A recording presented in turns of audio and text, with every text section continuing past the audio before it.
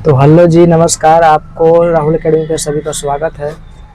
और हम लोग का जो क्लास था वो दो या 3 दिन से हमारा क्लास बंद था। तो आज हमने माइक खरीद लिए, जो बोले थे आपको कि माइक खरीदेंगे उसके बाद आपको क्लास होगा वो कंटिन्यू आएगा। तो आज हमने माइक खरीद लिए हैं। तो उसके बाद आज हम लोग पढ़ने वाले केमिस्ट्री का थर्ड पार्ट। ठीक है, हम लोग केमिस्ट्री का सेकंड पार्ट तक हमने कर लिया। ठीक है, जो पदार्थ के जो था, पदार्थ की अवस्था मतलब ठोस द्रव गैस के बारे में, मतलब पदार्थ होते कितने हैं, ठीक है, इसके बारे में हम लोग पढ़े थे। ठीक है, तो आज हम नहीं पढ़ेंगे कि पदार्थ आखिर कहते किसको है, पदार्थ की अवस्था कितने होते हैं, मूल अवस्था कितने होते हैं, और बाकी फिर कुल अवस्था कितने होता है। ठीक है, तो हम लोग का जो पदार्थ होती है तो ये होता है 3 तरह के। ठीक है, अगर आपको से किसी ने पूछा कि बताइए कि पदार्थ की अवस्था कितने होते हैं, तो बोलना कि 3 होते हैं। ठीक है, लेकिन 3 कौन सा होगा? 3 होता है मूल अवस्था। ठीक है, अगर किसी ने पूछा कि मूल अवस्था कितने होते हैं, पदार्थ की मूल अवस्था कितने होते हैं, तो बोलना कि 3 अवस्था होते हैं। ठीक है, एक होता है ठोस, दूसरा होता है द्रव और तीसरा होता है गैस। ठीक है, लेकिन आपको से अगर पूछ दिया जाए कि बताओ कि पदार्थ की कुल अवस्था कितने होते हैं, मतलब हमारे जो पदार्थ होते हैं ना, हमारे जो पदार्थ है कुल ये कितने होते हैं, मतलब पूरा टोटल कितने होता है, तो बोलना कि होता है 5। ठीक है, पहला होता है ठोस, द्रव, गैस, प्लाज्मा और बीईसी। ठीक है, यहाँ पर अंग्रेजी में लिखा गया है। पहला बोलना सॉलिड, दूसरा बोलना लिक्विड, तीसरा बोलना गैस और चौथा बोलना प्लाज्मा। ठीक है, लेकिन पांचवा बोलना बीईसी। ठीक है, बीईसी का फुल फॉर्म आगे बताएंगे। ठीक है, आगे सुनिए, मतलब जो ठोस, द्रव, जो गैस होता है ये मूलतः 3 तरह के होते हैं। ठीक है, आपको से अगर पूछ दिया जाए कि बताइए कि पदार्थ की मूल अवस्था कितने होते हैं, तो बताना कि होता है मूलतः 3 होते हैं। ठीक है, पहला होता है ठोस यानी सॉलिड, दूसरा होता है लिक्विड यानी द्रव, और तीसरा होता है हमारा गैस, जिसको बोलते हैं अंग्रेजी में भी गैस ही बोला जाता है।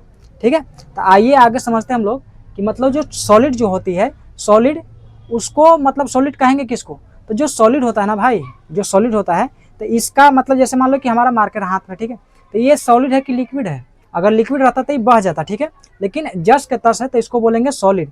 तो इसमें बोला जाता है सॉलिड में क्या कि देखो ठोस का आकार एवं आयतन दोनों होते हैं। ठीक है, अब इसका आकार हो गया, आयतन मतलब क्या हो गया, इसकी बनावट संरचना हो गई, इसकी आकार जो है ये जब तक मतलब हमेशा ही ऐसा ही रहेगा, जिस तरह से ढाला गया है ये हमेशा ही ऐसे रहेगा, इस चेंजेस नहीं आएगा। तो इसको बोलेंगे इसका ठोस, ठोस वाला जो होता है इसका क्या होता है, इसका आकार एवं आयतन, इसका आकार एवं आयतन दोनों निश्चित होते हैं, मतलब बदलते नहीं है। ठीक है, और दूसरा देखिए ये हमारा हो गया पहला। दूसरा का है सर्वाधिक अंतर आणविक बल होता है, यानी सर्वाधिक अंतर आणविक बल इसमें पाया जाता है। और सर्वाधिक अंतर आणविक बल के मतलब क्या होता है, जैसे देखिए यहाँ पर हमारा ठोस, ठीक है, जो इसका कण होगा ना, जो इसका कण होगा तो बहुत पास पास में धरे रहेगा ऐसे। ठीक है, ये बहुत पास पास में क्या होगा, सटा हुआ रहेगा। ठीक है, इसलिए ये क्या होता है, मजबूती आएगा। ठीक है, अगर जैसे मान लीजिए कि सॉलिड वाला है, ये हो गया हमारा ठोस, ये हमारा हो गया ठोस, और दूसरा हो गया जैसे मान लो कि द्रव का, तो जो द्रव का जो कण होता है थोड़ी सा दूरी दूरी पे होगा, थोड़ी सा दूरी दूरी पे होगा, ये हो गया हमारा द्रव। ठीक है, अगर इससे और आगे जाएंगे तो जिसको बोला जाता है हमारा गैस। ठीक है, जो गैस का जो कण होता है ना, तो ये और काफ़ी दूरी दूरी पे होता है, ऐसे फैले हुआ रहेगा, समझे कि नहीं। जैसे हम क्या बोले कि जो सॉलिड जो होती है तो इसमें क्या होता है, इसका जो कण होता है ना काफ़ी दूरी दूरी पे होता है, अंतर आणविक बल से क्या होता है एक दूसरे को खींच करके रखता है। ठीक है, इसलिए इसका क्या होता है कि निश्चित आकार दिया जाता है। ठीक है, लेकिन जो द्रव वाला बोला जाए तो इसका आकार जो होता है थोड़ा सा लिक्विड टाइप के, थोड़ा सा बहने वाली होती है, तो इसका जो कण होता है काफ़ी थोड़ी सी दूरी दूरी पे होता है। ठीक है, लेकिन जो गैस का होता है ना तो द्रव से काफ़ी दूरी दूरी पे होता है। नहीं, अब जैसे बताइए कि जो द्रव जो होता है ना, जो द्रव होता है इसको जैसा बर्तन में डालिएगा वैसा आकार ले लेगा, लेकिन जो गैस होता है ना, गैस भी ले लेगा आकार। ठीक है, लेकिन जो द्रव जैसा कर सकता है ना वैसा गैस नहीं कर सकता है। ठीक है, अब आगे सुनिए, जैसे इसमें तीसरा है क्या, सबसे कम गतिज ऊर्जा होती है, मतलब जो सॉलिड वाला जो होता है इसमें गतिज ऊर्जा बहुत कम होती है। अब गतिज ऊर्जा का मतलब बोले जैसे कोई भी चीज ले लो, जैसे सॉलिड का है जैसे, तो इसको अगर नीचे गिराओगे तो ये थोड़ी सा ही दूरी पे गिरेगा। ठीक है, लेकिन जब लिक्विड वाला गिराओगे, द्रव वाला गिराओगे तो ये काफ़ी दूरी तक तय करेगा। जैसे मान लो कि यहाँ पर पानी गिराओगे, ठीक है, जब पानी को गिराओगे तो ये पसार करके आगे की ओर बढ़ जाता है कि नहीं। ठीक है, तो उसी के बारे में बता रहा है कि इसका जो गतिज ऊर्जा होती है बहुत कम होती है। ठीक है, चौथा सुनिए, इसमें बोल रहा है कि संपीड़न यानी कंप्रेसिबिलिटी इसमें सबसे कम होती है। अब जैसे बताइए कि हमारा ये जो मार्कर है, ठीक है, हमारा ये मार्कर है, तो आप बताइए इसको हम कितना दाब सकते हैं, ठीक है। अगर इसमें ज़्यादा बल लगाया जाए तो थोड़ी सी ही मात्र ये दब सकता है, ठीक है। क्या होता है, ये थोड़ी सा ही दबेगा। लेकिन जब अगर लिक्विड वाला हो जाए तो लिक्विड का मतलब क्या होता है, जैसे मान लो कि तुम बोतल में पानी भर लो, बोतल में क्या करो कि उसमें पानी भर लो, और पानी भरने के पश्चात क्या करो कि उसको थोड़ा सा दबाओ, वो दबेगा थोड़ी सा, ठीक है। लेकिन जो गैस वाला जो होता है, जैसे मान लो कि जो बैलून होती है उसमें आप हवा भर लो, ठीक है।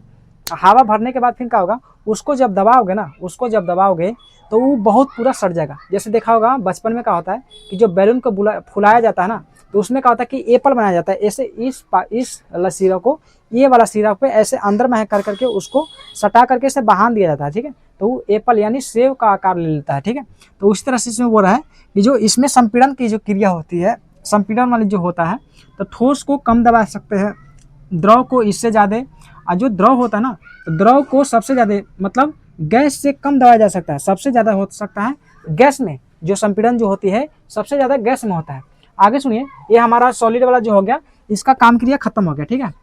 जैसे फिर से आपको मैं बता दूं कि जो सॉलिड जो होता है इसका आकार एवं आयतन दोनों निश्चित होता है। क्या बोले, जो सॉलिड वाला जो होता है, जैसे ठोस वाला जो होता है, इसका आकार एवं आयतन दोनों निश्चित होता है, ठीक है।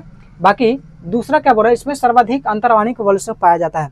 इसमें सर्वाधिक अंतर आणविक ऊर्जा पाई जाती है, या सर्वाधिक अंतर आणविक बल पाया जाता है, ठीक है। ये ऊर्जा थर्ड वाला है ना। सेकंड सुनिए, सर्वाधिक अंतर आणविक बल पाया जाता है, किसमें पाया जाता है, तो सॉलिड में पाया जाता है। सर्वाधिक अंतर आणविक बल के मतलब क्या होता है कि इसका जो कण जो होता है ना, काफी नजदीक नजदीक होता है, उसी को क्या बोलते हैं, उसी को बोलेंगे अंतर आणविक बल, ठीक है। तीसरा बोलेंगे सबसे कम गतिज ऊर्जा होती है। जैसे गतिज ऊर्जा के बारे में बताएं का कि जो सॉलिड वाला जो कण होगा उसको जब नीचे गिराओगे तो वो थोड़ी सा ही दूरी तक तय करेगा, ठीक है। लेकिन जो लिक्विड वाला रहेगा वो ठोस से ज़्यादा जाएगा, वो ठोस से क्या होगा, ज़्यादा जाएगा। लेकिन जो गैस वाला जो कण होगा वो द्रव से भी ज़्यादा जाएगा, ठीक है। आगे सुनिए, अब जैसे देख लीजिए कि गैस मतलब जो द्रव है, द्रव से ज़्यादा गैस कैसे जा सकता है। तो आप बताइए कि यहाँ पर ही गर्म पानी गिराओ या ठंडा पानी गिराओ, अगर जैसे मान लो कि पानी पी रहे हो, अब पानी पीने के पश्चात फिर नीचे गिराओगे तो थोड़ी सा दूरी तय करेगा, ठीक है। लेकिन जैसे बता लो, जैसे बोला जाता है कि 2 मिनट में मैगी तैयार हो जाता है। जैसे घर में जब मैगी बनाओगे या फिर और भी पूरा पकवान जब बनाओगे तो उसमें क्या होता है, जैसे मान लो कि जब बनाओगे क्या क्या बनाओगे, मैगी बनाओगे, तो मैगी जब अपने घर में बनाओगे ना तो दूसरे पड़ोसन के यहाँ का होता है महक जाती है, जाता ना वैसे, तो वो जाता है गैस के माध्यम से, समझे कि नहीं। वो किसके माध्यम से जाएगा, वो गैस के माध्यम से जाएगा, ठीक है। लेकिन जो द्रव होता है उसको जब गिराओगे, जब द्रव होता है उसको जब गिराओगे तो वो थोड़ी सा ही दूरी पे जा सकता है। जैसे मान लो कि तुम गर्म पानी करो तो उसको खुशबू नहीं जा सकता है। लेकिन जैसे कुछ पुआ पकवान बनाओ उसको खुशबू का होता है कि बहुत दूर तक फैलती है, ठीक है। इसमें जो फैलने की क्रिया होती है सबसे ज़्यादा गैस में होता है, ठीक है। आगे सुनिए, हम लोग पढ़ने वाले हैं द्रव के बारे में। आखिर द्रव होता क्या है, तो इसमें क्या होता है, इसका आकार नहीं होता लेकिन आयतन होता है। अब आकार का मतलब क्या हो गया, जैसे मान लो कि कोई भी ग्लास में, जैसे मान लो कि यहाँ पर ये ग्लास है, इसमें पानी को भर दो, यहाँ ग्लास है इसमें पानी को भर दो तो ग्लास का आकार ले लेगा। अगर यही पानी को पलट करके आप बोतल में डाल दो, अब अगर बोतल में डाल दो तो क्या लेगा, ये बोतल क्या आकार ले लेगा कि नहीं। मतलब जो लिक्विड वाला होता है उसको जौन सा बर्तन में डालोगे उसी तरह के आकार ले लेगा, ठीक है। तो वही इसमें बताया जा रहा कि जो द्रव होता है ना, जो द्रव होता है इसका आकार नहीं होता है लेकिन आयतन होता है। आयतन का मतलब हो गया वजन, समझे कि नहीं, इसका आयतन होता है, ठीक है। आगे सुनिए, इसमें बताया जा रहा है दूसरा कि अंतर आणविक बल ठोस से कम लेकिन गैस से अधिक होती है। अब अंतर आणविक बल के मतलब क्या हो गया, सुनिए, अंतर आणविक बल के मतलब क्या बोला है, तो सॉलिड को कम दबेगा, उससे ज़्यादा दबेगा क्या, द्रव वाला। और द्रव से सबसे ज़्यादा कौन दब सकता है, गैस वाला, है कि नहीं।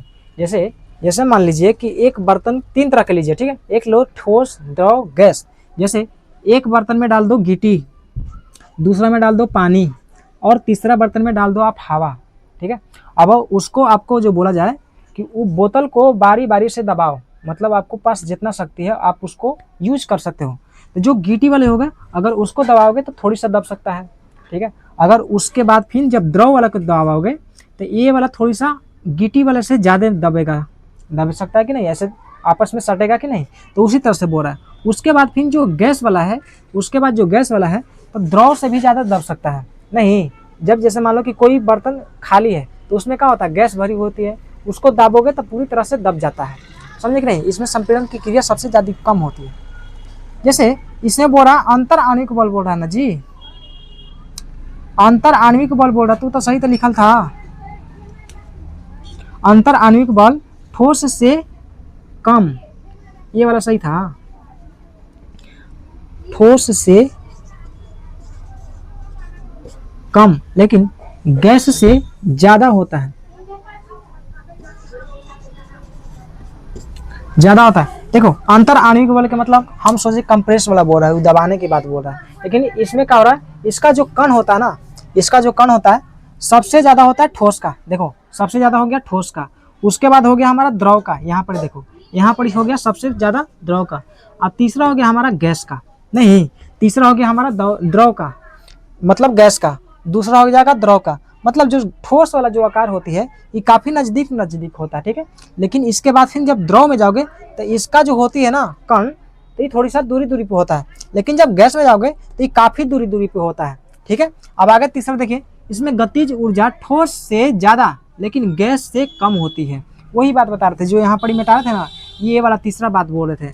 इसमें क्या होता है कि जो गतिज ऊर्जा होती है तो सॉलिड से कम, ठीक है, सॉलिड से अधिक लेकिन गैस से कम होता है। जैसे देखो सबसे ज्यादा होगा गतिज ऊर्जा काची में, सबसे ज्यादा होगा गैस में, ठीक है, सबसे ज्यादा होगा हमारा गैस में, उसके बाद होगा हमारा द्रव में, और उसके बाद हो जाएगा लास्ट में सबसे ठोस में हो जाएगा। मतलब जो हम बता रहे थे ना कि जो सुगंध जो जाती है सबसे ज्यादा सकता है काची का, सबसे ज्यादा जाएगा गैस का, ठीक है। उसके बाद फिर सबसे कम जाएगा, जैसे कम जाएगा सबसे पहले द्रव का, उसके बाद सबसे कम जाएगा, सबसे कम होगा काची का, सॉलिड का होगा, ठीक है। अब चौथा सुनिए, इसमें बोल रहा है कि संपीड़न ठोस से अधिक लेकिन गैस से कम होती है। संपीड़न का मतलब क्या बोले, जिसको हम आसानी पूर्वक उसको दबा सके, नहीं जैसे मान लो कि जो गैस वाला एक है, एक द्रव वाला है, और तीसरा हो जाएगा हमारा ठोस वाला, ठीक है। तो गैस वाले सबसे ज़्यादा दबेगा, उसके बाद फिर जैसे मान लो कि द्रव वाला जब आओगे तो द्रव पे थोड़ा सा कम, मतलब थोड़ी सा कम दबेगा, नहीं जो गैस वाला के बाद, अब फिर जो सॉलिड वाला जो हो जाएगा वो बहुत कम दबेगा, मतलब ऐसे ही मतलब दब सकता है, ठीक है। आगे सुनिए, आगे है हमारा गैस के बारे में। मतलब गैस कहते किसको है, तो इसको बोलेंगे आकार एवं आयतन दोनों नहीं होते हैं। जैसे जो गैस का जो आकार और आयतन जो होता है इसका दोनों अनिश्चित होता है। जैसे आप देखेंगे कि जो सिलेंडर में हम लोग गैस भरते हैं तो इसका कोई आकार अभी तक कोई देखा नहीं है, गैस किस तरह के आकार इसमें होता है, नहीं। जैसे मान लो कि हम लोग पानी को देखते हैं, वो हो गया हमारा द्रव। जैसे मान लो कोई बर्तन देखोगे या फिर हमारे वायुमंडल में या फिर हमारे पृथ्वी पे जो ही वस्तु दिखाई देता है वो सब कांची के पदार्थ के रूप में दिखाई देता है कि नहीं। मतलब जो उसका आकार और आयतन दोनों निश्चित होते हैं, है। आगे सुनिए, जो गैस का जो होता है इसका आकार आपने देखे हैं और नहीं आयतन देख सकते हैं, मतलब किस तरह से होता है, कितना अथी हो सकता है, ठीक है। उसी तरह से जो बोला कि इसका आकार एवं आयतन दोनों नहीं होते हैं। दूसरी बात है कि सबसे कम अंतर आणविक बल पाई जाती है। जैसे हम बताए थे आपको कि जो गैस वाला जो होगा इसका कण का होता है काफ़ी दूरी दूरी पे होता है काची का मुकाबले, ठोस के मुकाबले, और ठोस के मुकाबले जो होगा द्रव का, इसका थोड़ी सा दूरी दूरी पे होता है। लेकिन दूरी जो द्रव होता है, द्रव से भी काफ़ी दूरी पे गैस का होता है। जो कण होता है इसमें सबसे ज़्यादा मतलब सबसे कम होती है, मतलब बहुत दूरी दूरी पे होता है। तीसरा है सर्वाधिक गतिज ऊर्जा होती है। मतलब जो इसमें गति करने की जो ऊर्जा होती है ना, जो ये वाला का गैस वाला का, इसमें सबसे ज़्यादा अधिक होती है। जैसे आप यहाँ पर ही खाना पकाओगे और 100 मीटर दूर पे घर पे क्या होगा कि यहाँ पर ही सुगंध जा सकता है आसानी पूर्वक, मतलब बहुत तेजी से जा सकता है। तो वही बता रहे इसमें सर्वाधिक गतिज ऊर्जा पाई जाती है। चौथा पॉइंट है संपीड़न सबसे ज़्यादा होता है।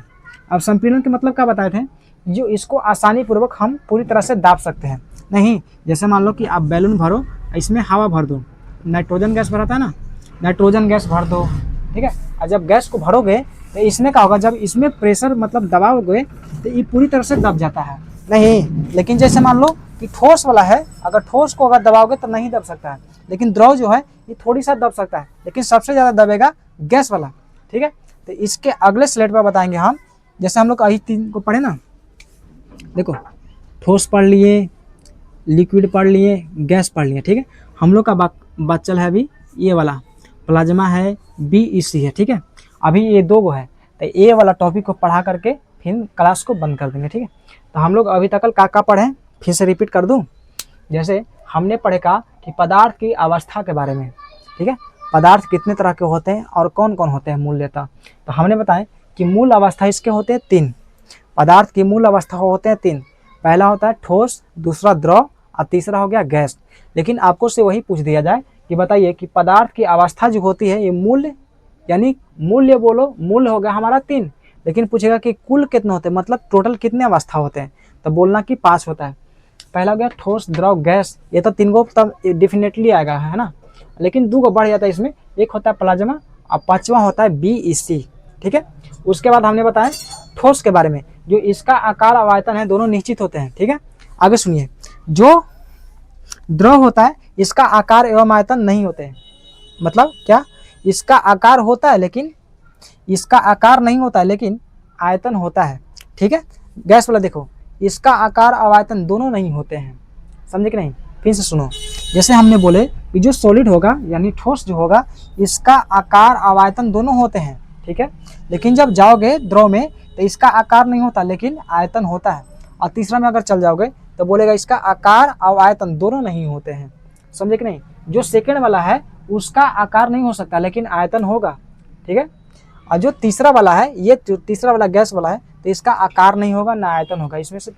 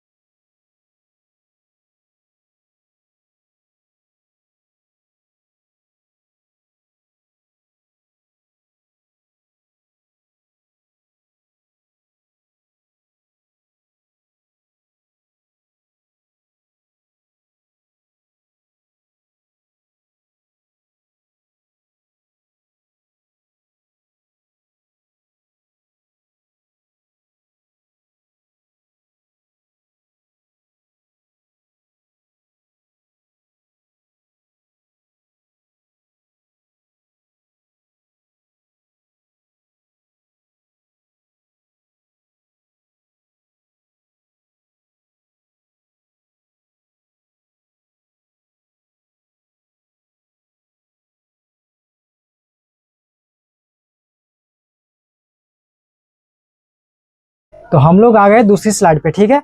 अब इसमें पढ़ेंगे हम लोग कि एक होता है BEC और दूसरा होता है प्लाज्मा, है ना। सबसे पहले हो गया प्लाज्मा और दूसरा होता है BEC। चौथा है प्लाज्मा के बारे में। जैसे प्लाज्मा के बारे में हम लोग जानेंगे कि बताइए कि पदार्थ की चौथी अवस्था, जो पदार्थ होता है इसको बोला जाता है पदार्थ की चौथी अवस्था, ठीक है। आगे सुनिए, पदार्थ को बोला जाता है हम लोग कि प्लाज्मा एक प्रकार की चमक या प्रकाश है। जो बोलेंगे कि बताओ कि पदार्थ की चौथा अवस्था कौन है, तो बोलना कि प्लाज्मा है। तो बोलना कि यह जो प्लाज्मा है ना, यह प्रकाश की, मतलब एक प्रकार की प्रकाश है या फिर चमक है, ठीक है। तीसरा बोलना कि यह एकमात्र विद्युत की सुचालक है। जैसे अगर आपको बोल दिया जाए कि विद्युत की सुचालक और कुचालक ये दोनों में फर्क क्या होता है, तो आप लोग बताना कि सुचालक उसको बोलते हैं जिसमें विद्युत जो होती है ना, जो करंट जो होती है वह आसानी पूर्वक फॉलो हो जाए, मतलब बहे, तो उसको बोलेंगे सुचालक। लेकिन जैसे विद्युत की सुचालक मतलब कि एक जगह से दूसरी जगह विद्युत नहीं जाएगा, यानी करंट नहीं जाएगा, तो उसको बोलेंगे कुचालक। ठीक है। जो प्लाज्मा होता है यह विद्युत की सुचालक होता है। ठीक है। अगर आपको से बता जाए कि सुचालक और कुचालक में 4 गो अंतर बताओ, तो कब बताना? पहला बताना प्लाज्मा हो गया, दूसरा होगा जो नटराज का जो पेंसिल आता है उसमें हो जाएगा, तीसरा हो जाएगा हमारा धातु, और चौथी कौन सा हो जाएगा, जैसे कॉपर मान लो, ये सब होता है। ठीक है। लेकिन बताया जाए कि आपको बोला जाएगा कि बताओ कि कुचालक की अवस्था 4 गो बताओ कौन कौन से हो सकता है। तो पहला बोल देना मिट्टी, दूसरा हो गया लकड़ी, तीसरी का हो जाएगा, तीसरा हो जाएगा हवा, और चौथा हो जाएगा ऐसे बिना कनेक्शन के ही। ठीक है। अगर ये सब नहीं होगा तो उसमें क्या होगा कि उसको कुचालक बोलेंगे, मतलब उसमें क्या होता है कि विद्युत एक जगह से दूसरी जगह नहीं जाएगा। जैसे आप बताओ कि जो सूखी जो होगा ना, सूखी जो लकड़ी, जैसे मान लो कि सूखी जो लकड़ी है, तो लकड़ी में क्या होता है कि वह विद्युत की सुचालक नहीं होती, मतलब एक जगह से दूसरी जगह फॉलो नहीं हो सकता है। जैसे मान लो कि एक तार यहाँ पड़ी है और दूसरी तार यहाँ पड़ी है, अगर बीच में इसको लकड़ी को जोड़ दिया जाए तो ये बल्ब को नहीं बढ़ सकता। जैसे मान लो कि यहाँ पर बल्ब लगाए हो तो बल्ब नहीं चलेगा। जैसे ही अगर इसको, अगर जैसे मान लो कि कॉपर के तार हो गया, ठीक है, या फिर जैसे मान लो जैसे जैसे जो तार होती है ना, जैसे एल्युमिनियम हो गया, तांबा हो गया, ये सब को जब जोड़ेगा तो एक जगह से दूसरी जगह क्या होगा, विद्युत का सुचालक होगा। ठीक है। उसी को सुचालक बोलते हैं। और जो नहीं होगा उसको अब क्या बोलेंगे, उसको बोलेंगे हम लोग कुचालक। ठीक है। तो जो प्लाज्मा जो होती है यह एक तरह के क्या होता है, विद्युत की सुचालक होता है। ठीक है। अब आगे सुनिए, चौथा इसमें क्या बोल रहा है कि प्लाज्मा अवस्था में गैस आयनीकृत हो जाता है। ठीक है। जो प्लाज्मा जो है, प्लाज्मा अवस्था में गैस जो है आयनीकृत हो जाता है। ठीक है, मतलब उड़ जाता है। इसमें एग्जाम्पल है नियोन बल्ब। जैसे नियोन में कौन सा गैस भराता है, नियोन जो है वो बल्ब में गैस भराती है नहीं, जो बल्ब होता है उसमें गैस की मात्रा कौन सी गैस को भरते हैं, तो उसमें भरते हैं नियोन गैस। ठीक है। और जो ये है फ्लोरोसेंट, ये होता है ट्यूबलाइट में भरा जाता है। ठीक है। ट्यूबलाइट में नियोन गैस को भी भर सकते हैं और फ्लोरोसेंट को भी भर सकते हैं। ठीक है। आगे पांचवा क्या है, प्लाज्मा अवस्था को प्रभावित कौन कौन से करते हैं। जैसे प्लाज्मा जो है इसको प्रभावित कौन कौन से करते हैं, तो दूसरे पहला हो गया पहला हो गया विद्युत, जिसको बोलते हैं इलेक्ट्रिसिटी। ठीक है, इलेक्ट्रिसिटी। ठीक है। और दूसरा इसमें बोला जाता है चुंबकीय क्षेत्र, यानी मैग्नेटिक प्रॉपर्टीज। ठीक है। इसमें इसको प्रभावित करने वाला किसको, प्लाज्मा को प्रभावित करने वाले मात्र दो है। पहला हो गया हमारा विद्युत और दूसरा हो गया हमारा चुंबकीय क्षेत्र। समझे कि नहीं? जैसे मान लीजिए कि ये जो है ना, ये जो बल्ब है, यहाँ पर बल्ब के हम एक अथी मतलब आकार मतलब चित्र बनाए हैं। इसमें क्या बताया जा रहा है कि ये जो गैस है ना, ये जो बल्ब में जो गैस भरा गया है, इसमें गैस कौन सा है, पहला हो गया नियोन। देखो नियोन को भी भर सकते हैं और आर्गन को भी भर सकते हैं। कौन सा, जो पूछा जाएगा कि आप लोग बताओ कि जो गैस होता है इसमें कौन कौन से गैस भरे जा सकते हैं, तो पहला हो जाएगा नियोन गैस और दूसरा हो जाएगा हमारा आर्गन गैस। ठीक है। आगे सुनो, यहाँ से क्या होगा, हमारा करंट को फॉलो किया जाता है। जैसे देखना कि जो आप जो बल्ब लेते हो उस पर क्या होगा कि थोड़ी सा मतलब ऐसा लगेगा कि मतलब वहाँ पर वेल्डिंग किया गया है। ठीक है। तो उसमें क्या होता है कि वहां से हम लोग करंट को फॉलो अच्छी तरह से होल्डर में लगा करके कर सकते हैं। उसके पश्चात क्या होगा, उसमें लाइट आएगी। समझे कि रही? तो इसमें जो बल्ब जो होता है, ये जो बल्ब में कौन सा गैस भरा जाएगा, इसमें होता है नियोन गैस या फिर आर्गन गैस भर सकते हैं। ठीक है। छठा इसमें क्या हो रहा है, सूर्य तारों की चमक भी प्लाज्मा ही है। नहीं, जैसे हम लोग जो सूर्य को देखते हैं, जो सूर्य को देखते हैं वो भी एक तरह के प्लाज्मा के ही रूप में आता है। या फिर तारा को सुन लो या फिर तारा को मान लो। ठीक है। आगे सुनो, आगे इसमें बताया जा रहा का यहाँ बल्ब के बारे में। जैसे देखो ये हमारा बल्ब है, ये हमारा ट्यूबलाइट है, ये हम लोग जो पीला वाला जो बारते हैं ना फिलामेंट वाला, वही बल्ब के बारे में बताया जा रहा है। जैसे देखो सबसे पहले एक बल्ब है, बल्ब जो होता है कांच का होता है ना। इसके बाद फिर जो इसमें जो गैस भरी होती है, इसमें गैस होता है दो तरह के, एक होता है नियोन गैस और दूसरा होता है हमारा आर्गन गैस। समझे कि नहीं? जो बल्ब होता है इसमें क्या होता है, नियोन गैस और आर्गन गैस को भरा जाता है। आगे सुनो, इसमें क्या होता है कि प्रतिरोध को बढ़ाने के लिए, प्रतिरोध को बढ़ाने के लिए इसमें एक नाइक्रोम की तार को मतलब मोड़ करके लगाया जाता है, जिसको बोलते हैं देखो फिलामेंट को मोड़ कर रखते हैं। काहे के लिए जी? प्रतिरोध को बढ़ाने के लिए। ठीक है। इसमें क्या होता है, प्रतिरोध को बढ़ाने के लिए इसको फिलामेंट जो होती है इसको मोड़ कर रखते हैं, ठीक है। लेकिन जो फिलामेंट जो तंतु होती है ना, वो कुछ कौची का होता है, मतलब कौन सी चीज की होती है, तो उसको बोलते हैं टंगस्टन।